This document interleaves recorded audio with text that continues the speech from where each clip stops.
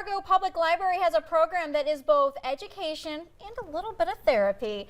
And Cindy is here, and she is the children's librarian, and Amber, who is the volunteer with Pet Partners of the Red River Valley. Welcome.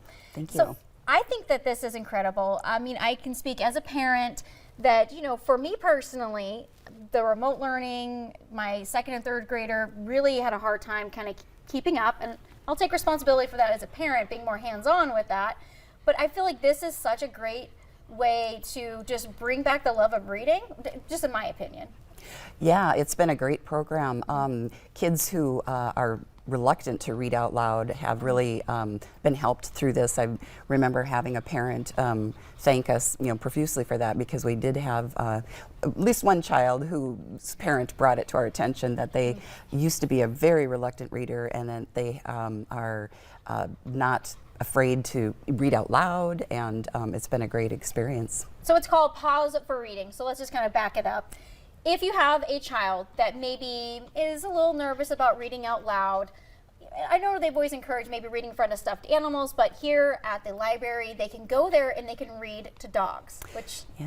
Yeah, and we do this program throughout the school year for sure. Our final one will be in April. For the school year, and that's the second Saturday of the month, and we do have openings available, but we did it last summer as well too, and it was really successful. Amber was able to join us this past summer for some of those sessions, and we hope to continue. We've been doing this for 13 years now, and we hope to continue it every year for as long as we can get volunteers to join us. So do you ever use dogs that are up for adoption? We just learned now you shouldn't say rescue, we should say dogs up for adoption. Well, actually, through the Pet Partners of the Red River Valley, they solicit people to come and join them, and then generally they have to go through some training and take a test, although I guess not everybody has to pass to be a part of it. So in order to be a Pet Partners team, I have to take a course and take a written test, and then Paisley and I have to evaluate as a team.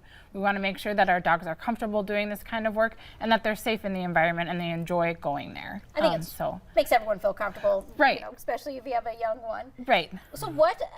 Tell me a story about seeing a young student that was maybe a little bit more nervous to be around people, then they be a part of this program and they just really open up. Was there any really great stories about that? Amber was just telling me about one. I had a young girl who came in and she had her book and she said, I really don't like reading out loud. And her mom said, well, that's kind of the point of being here. You need to.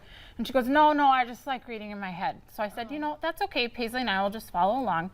So she opened her book and she had her little finger under the words and she got halfway down the page and she goes, wait, does Paisley know how to read? And I said, oh, no, she's a dog, so no, she doesn't. And she goes, oh, well, how is she going to know the story? And then she started to read out loud, and she continued for the whole session.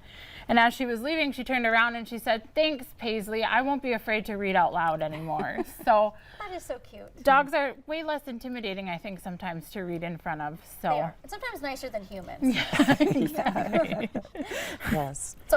So the last one that people can jump in on is in April. Right. How are signups going? Can people there's still some room? We do have some room. We just we have 15-minute increments that they can sign up for. They do have to call the library to sign up. We don't have the online registration for that, and the number is 701-241-1495.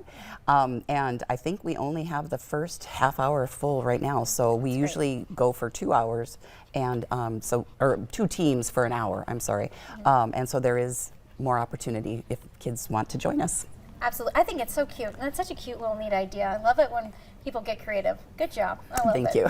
I'll definitely go there and check it out. I think it's great. Great. Well, we have a lot more to coming up on North Dakota Today. We'll be right back after the break.